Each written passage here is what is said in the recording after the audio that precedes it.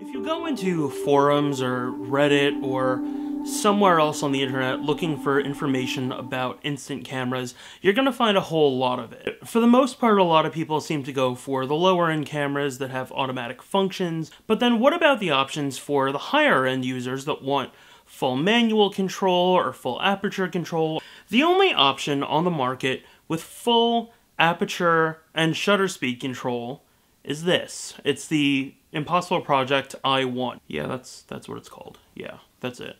If you want full aperture control only with glass lenses, then you're going for this guy. It's the Mintz camera TL70. But if you want full aperture control, shutter speed control, and a really cool pinhole mode, then you're going for this. It's the Diana F+. But if you want to work with Impossible Project film, you don't really have a lot of options until recently. Well, not really recently. Then you need something like this. This little guy up here is from Mintz Camera. This little thingy up here is called the Mintz Camera Time Machine. It's a little dongle that attaches to the top of your SLR670 camera, kind of like that. Go in. Come on, you can do it. You can do it. There we go.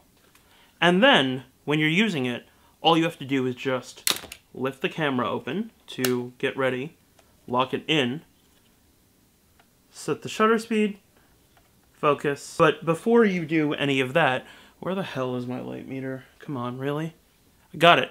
I call this the eye meter. Actually, I use a light meter app on my iPhone called My Light Meter. I set my app to f8, I set the film to ISO 670 because that's what it's set at, and then I just kind of meter the scene. And I say, hey, I want to measure that, and it tells me I have to shoot at 1/25th of a second. And it doesn't have a 1/25th, so I have to go between 30 and 15th. And I focus, and I shoot, kind of like that. And then the image just comes out. This is really the only option on the market that gives you full control over the shutter speeds of your SLR670 camera.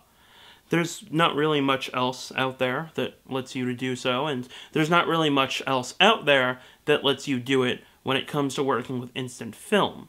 Of course, you're stuck at f8, but you get the versatility of working with different shutter speeds. Now, what I don't like about this is because you have this little dongle here, you do not have any sort of peripherals that you can connect to have flash control. All you can do is just shoot in natural light, kind of like most other hipsters do. If you're okay with that, then cool. If you want to work with studio strobes the way I want to, then you're kind of out of your luck. The Lomography Lomo Instant Wide lets you lock your camera in at a certain shutter speed at like 1/30th of a second, and then it has PC sync control to allow you to hook up to studio strobes. There's not really much else out there that lets you do it, with the exception of, say, a Diana F+. In order to get the best image quality here, you have to hook it up here, and then you have to use like a pocket wizard or something like that, and if you want even better images, then you have to go for the glass lens versus the plastic lens. So, what do I think about the Mintz TL70 Time Machine? Sorry, no, that's not what it's called. The Mintz Camera SLR670 Time Machine. Yeah, that's it. It's pretty cool. It's fun. It's pretty awesome to work with if you're into using the Impossible Projects film. If you're not really into using the Impossible Projects film and you like Instax Wide or you like Instax Mini, then you might want to go with that, and you might want to go with something kinda like this. The SLR, no, that's not what you're called. Jesus Christ, you have such confusing names. The Mintz Camera TL70. Or you could go with Impossible Projects and use the app, which is kind of weird, and I don't know why they didn't give it manual control right in the actual camera itself. It makes no sense. If you want to use Instax Mini, again, you can also use the Diana F+. This is actually my favorite pinhole camera on the market right now. So, if you want one of these, go ahead, check out our review on our website, and just feel free to go nuts. Take care.